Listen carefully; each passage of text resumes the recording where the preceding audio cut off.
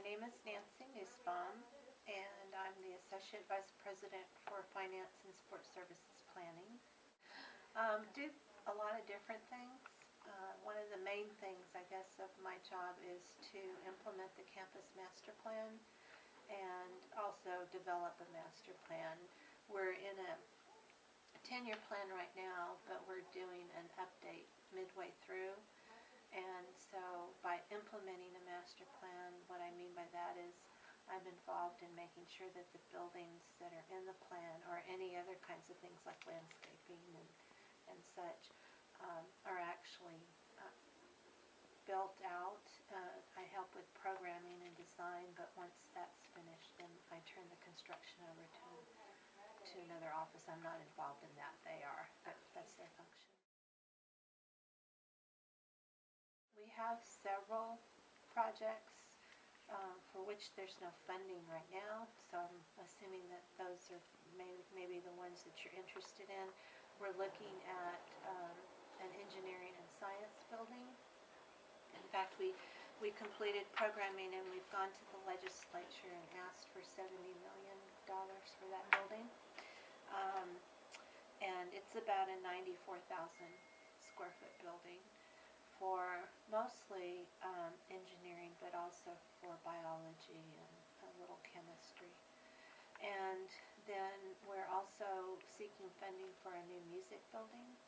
And we were asking, that building is about $56 million, and it's 110,000 square feet. And then there's a couple of buildings at the Round Rock campus that we hope to get funding for. As far as projects that we are proceeding with, because we do have funding identified, we're going to do the north side of the stadium,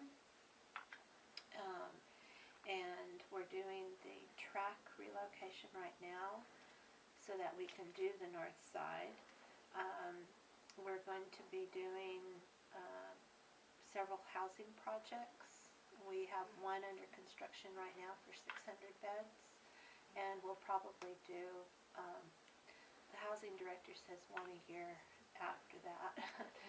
We're trying to get the sophomore housing requirement back. And then we have a psychology building renovation scheduled. We'll probably appoint an architect next year for that.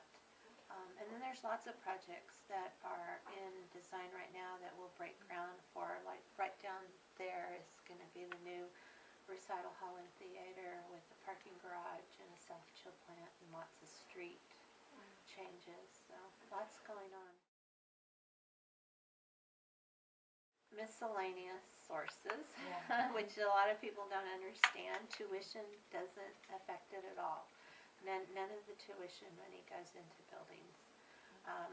The state of Texas has two funding scenarios. One is called the Permanent University Fund, and UT and A&M get money from that pot of money. Then there's the Higher Education Assistance Fund and other schools in the state with some UT components that may not have been part of UT or A&M years ago, but have changed over since then.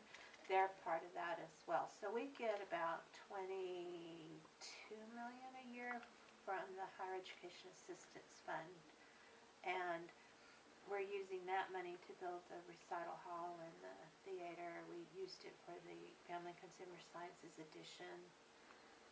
We'll use it for the psychology renovation. We did a greenhouse, biology research greenhouse we used HEAF for. On parking garages, your parking revenue pays for those buildings. So we sell bonds, which is like going out for a loan, and then we have to pay it back. And so permit money and parking fines pay for those buildings.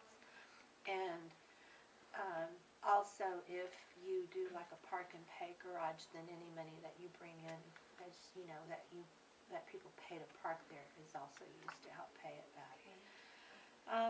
On utility projects, we had utility projects in the past that we sold bonds for, they were paid up after 20 years, and that money's now available again to use on a repayment, and so we'll be using those funds for the utility projects. On athletic projects, the athletic fee pays for those projects. We'll sell bonds for those as well, and do a repayment from the fees. Dining's the same way, housing's the same way.